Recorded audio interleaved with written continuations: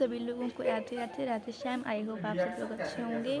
तो आज है सटतिला एकादशी। तो हम करेंगे कथा भगवान जी की। तो आप भी श्रवण करिए, अपने परिवार वालों में श्रवण कराइए, ज़्यादा से ज़्यादा शेयर कीजिए। Please like share and subscribe the videos. Radhe Radhe, Radhe Shyam. तो आइए चलते हैं अपनी कथा की ओर। इस भवसागर को पार करने का एकमात्र यही सार है, श्री हरि नाम सुमरन। तो आइए चलते हैं कथा की ओर। हमारे भैया कहेंगे कथा। पुलत्स ऋषि से पूछा कि हे ब्राह्मण, मनुष्य मृत्यु लोक में ब्रह्म हत्या आदि महान पाप करते हैं और दूसरे के धन की चोरी, दूसरे की उन्नति को देख करके ईर्ष्या आदि करते हैं, परंतु फिर भी उनको नरक प्राप्त नहीं होता। सो इसका क्या कारण है? वह ना तो जाने कौन सा अल्प दान या अल्प परिश्रम को करते हैं जिससे उनके समस्त प्रकार के पाप नष्ट हो जाते। यह सब आप कृपा पूर्वक हमसे कहें। तो इस पर पुलस्त ऋषि बोले कि हे महाभाग, हे साधु, तुमने बहुत सुंदर प्रश्न पूछा। इससे संसारी जनों को बहुत लाभ होगा।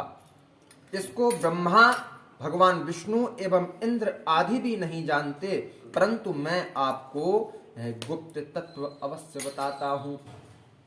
माघ मास के आने पर मनुष्य को स्नान आदि से शुद्ध रहना चाहिए, इंद्रियों को वश में करना चाहिए, काम, क्रोध, लोभ एवं मोह एवं ईर्ष्या, अभिमान आदि को त्याग करके भगवान का स्मरण करना चाहिए। उसको हाथ पैर धो करके पुख्य नक्षत्र में गोबर, कपास एवं तिल मिलाकर के कंडे बनाना चाहिए। कंडों से 108 बार हवन करना चाहिए और यदि उस दिन मूल नक्षत्र हो या द्वादशी हो तो नियम एवं संयम से रहना चाहिए।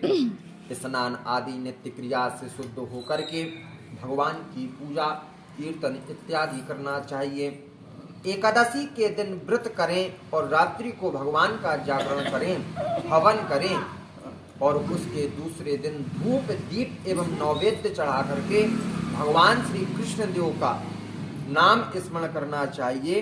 उनको पेठा, नारियल या सीताफल या सुपारी से अर्घ्य देना चाहिए, फिर उनकी स्तुति करनी चाहिए। तो हे भगवान, आप अशरणों को शरण प्रदान करने वाले हैं, आप संसार में डूबे हुए उद्धार करने वाले हैं। हे पुंडरीकाक्ष, हे कमल नेत्रधारी, हे विश्व भगवान, हे जगत गुरु, आप मैया लक्ष्मी सहित मेरे इस तुच्छ अर्घ्य को स्वीकार करें। और इसके पश्चात ब्राह्मण को जल भरा कुंभ प्रदान करना चाहिए। ब्राह्मण को श्यामा गाय और तिल पात्र भी देना उत्तम माना जाता है।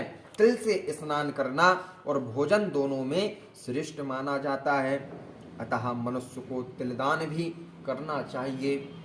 इस प्रकार जो मनुष्य जितने तिल का दान करता है वह उतने ही वर्ष तक स्वर्ग में निवास करता है। तिल स्नान एवं तिल का उबटन, तिल का हवन, तिलोदक, तिल का भोजन, तिल का दान, यह सटतिला कहलाता है। इससे अनेक प्रकार के पाप नष्ट हो जाते। नारद ऋषि बोले कि हे भगवान, आपको नमस्कार, आपको प्रणाम। इस सटतिला एकादशी का क्या पुण्य होता है और इसकी क्या कथा है, सो कृपा पूर्वक हमसे कहें। भगवान श्री कृष्ण भगवान बोले कि हे नारद, मैं तुमसे आंखों देखी सत्य घटना को कहता हूं, सो तुम ध्यान से सुनो। प्राचीन काल में मृत्यु लोक में एक ब्राह्मणी रहती थी। वह सदैव व्रत करती थी एवं इससे उसका शरीर बहुत कमजोर हो गया। वह अत्यंत बुद्धिमती थी, परंतु उसने कभी भी देवताओं तथा ब्राह्मणों को धन तथा अन्न दान नहीं किया। इस प्रकार मैंने सोचा कि इस ब्राह्मणी ने व्रत आदि से अपना शरीर तो शुद्ध कर लिया और इसको वैष्णव लोक भी मिल जाएगा, परंतु इसने कभी भी अन्न दान नहीं किया। इससे इसकी तृप्ति होना बड़ा ही कठिन है। ऐसा सोच करके मैं मृत्यु लोक में गया और उस ब्राह्मणी से अन्न मांगा। वह ब्राह्मणी बोली कि हे महाराज, आप यहाँ किस लिए आए हैं? मैंने कहा कि मुझे भिक्षा चाहिए। इस पर उसने मुझे मिट्टी का पिंड दे दिया। मैं उसे लेकर के स्वर्ग लौट आया और कुछ समय बीतने पर वह ब्राह्मणी भी शरीर त्याग करके स्वर्ग आई तो मिट्टी के पिंड के प्रभाव से उसे उस जगह एक सुंदर ग्रह मिला, परंतु उसने ग्रह को अन्य वस्तुओं से शून्य पाया और वह घबराई हुई मेरे पास आई और कहने लगी कि हे भगवान, हे दीनदयाल, हे परमात्मा, मैंने अनेक व्रत आदि से आपकी पूजा की है, परंतु फिर भी मेरा घर वस्तुओं से शून्य है। इसका क्या कारण है? मैंने कहा कि अपने ग्रह को जाओ और देव स्त्रियां तुम्हें देखने आवेंगी। जब तुमने उनसे सटतिला एकादशी का पुण्य और विधि सुन लो तब ही अपने द्वार खोलना।